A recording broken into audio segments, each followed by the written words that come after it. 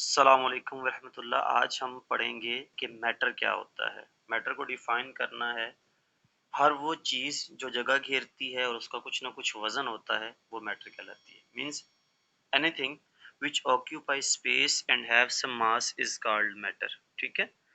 तो कायनात में हर वो चीज़ जो कुछ ना कुछ जगह लेती है और उसका कुछ ना कुछ वज़न ज़रूर होगा, तो वो मैटर है। ये दो प्रॉपर्टीज जिसमें नहीं होंगी वो मैटर नहीं होगा। तो आगे मैटर की टाइप्स आती हैं जिनको हम फिजिकल स्टेट्स ऑफ मैटर भी कहते हैं।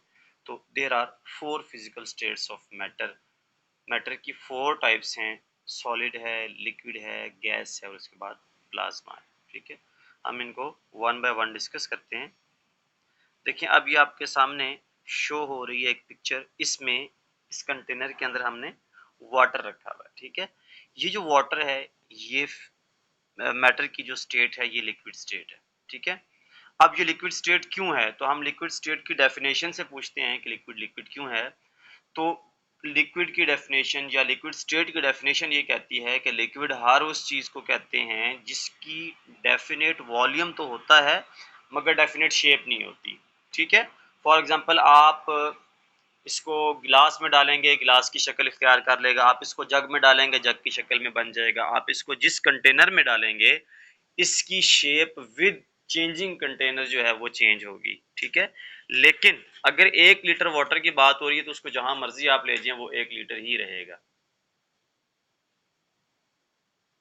ठीक है, यानी कि आसान लफ्जों में आप ये कह लें कि इसका वॉल्यूम चेंज नहीं होगा, इसकी शेप चेंज होगी। इसकी डेफिनेशन में लिखूं तो हम क्या कहेंगे, हम सिंपल यू कहेंगे कि a matter having definite a matter having definite volume but not definite shape is called liquid। अब वॉल्यूम क्या होता है कि वो कितनी जगह घेरता है। ठीक है, कितनी जगह पे आता है, वो कभी भी चेंज नहीं होगा। आगे चलते हैं। अब आपको इस कंटेनर में नजर आ रहा है, नीचे लिखा भी हुआ है मैंने कि ये गैस है। तो गैस की डेफिनेशन क्या होगी, हम हर उस मैटर को गैस कहेंगे जिसकी ना तो डेफिनेट शेप होगी ना डेफिनेट वॉल्यूम होगा। अब इसको कंपैरिजन करें। ठीक है, पहले तो डेफिनेशन बोल देता हूँ। A matter having not definite shape and volume is called gas. अब इस डायग्राम को देखें और इसको देखें। इसके देखें मॉलिक्यूल थोड़े से कंजेस्टेड हैं with respect to gas molecules. ठीक है, देखें गैस मॉलिक्यूल्स के जो पार्टिकल्स थे वो थोड़े से गैप में थे, जबकि यहाँ देखें कुछ मॉलिक्यूल्स आपको डिफरेंट उससे नज़र आ रहे हैं। इनका जो गैप है ये एक पर्टिकुलर गैप है और इसका जो पैटर्न है वो और तरह से है। जबकि आप गैस की तरफ आए तो उसके मॉलिक्यूल्स में बहुत अच्छा खासा जो है वो डिस्टेंस होता है। ठीक है, इन मॉलिक्यूल्स में काफ़ी सारे गैप्स होते हैं। ठीक है, तो लिक्विड और गैस में तो ये फ़र्क हुआ। अब ये एक और पिक्चर आपके सामने नज़र आ रही है। इस स्टेट को कहते हैं प्लाज्मा स्टेट। ये मैटर की ऐसी स्टेट है, यानी कि सादा लफ्ज़ों में आप ये कह लें कि किसी भी मैटर को हाई टेम्परेचर पे ले जाया जाए, हाई टेम्परेचर पे आयनाइज्ड फॉर्म में, उसको हम प्लाज्मा कहते हैं। ठीक है, इसको हम यूँ डिफाइन करेंगे, matter at high temperature in ionized form is called plasma। अब ionized form क्या होती है? ionized form ये होती है कि आप एक स्पीशी लें, एक एलिमेंट लें, ठीक है, उसको हीट अप करें, या वो इलेक्ट्रॉन लूज करेगा या गेन करेगा। ठीक है, तो कोई भी स्पीशी जो इलेक्ट्रॉन लूज या गेन करती है वो आयन की शक्ल में चला जाता है, या तो वो कैटायन होता है या एनायन होता है। कैटायन उसको कहते हैं, स्पीशी से मुराद होगी, देखें कोई भी एलिमेंट, कोई भी चीज।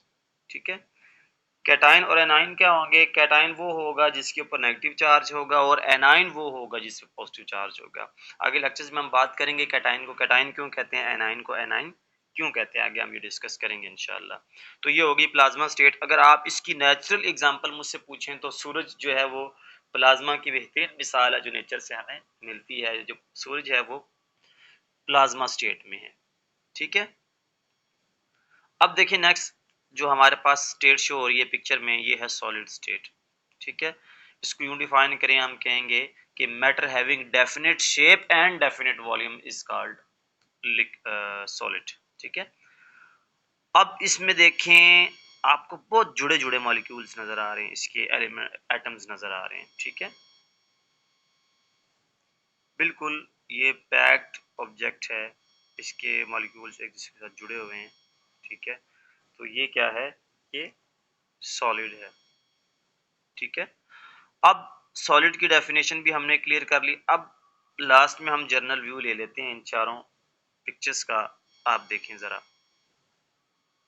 ये लिक्विड है, सॉरी ये सॉलिड है, इसी के साथ देखें ये लिक्विड है। आगे आ जाए, ये गैस है, देखें गैस मॉलिक्यूल्स किस तरह एक दूसरे से बिखरे हुए हैं। उसी तरह से आगे प्लाज्मा देखें, आपको कुछ पॉजिटिव और कुछ नेगेटिव इसमें नजर आ रहे हैं आयंस। तो ये आयनाइज्ड फॉर्म हुई ना, एट हाई टेम्परेचर है, तो ये प्लाज्मा है, ठीक है। तो ये चार जो है स्टेट्स ऑफ मैटर थी, मैटर क्या होता है हमने पढ़ लिया। इंशाल्लाह नेक्स्ट लेक्चर में हम मजीद डिटेल की तरफ जाएंगे कि हमने और क्या पढ़ना है। जज़ाकल्लाह।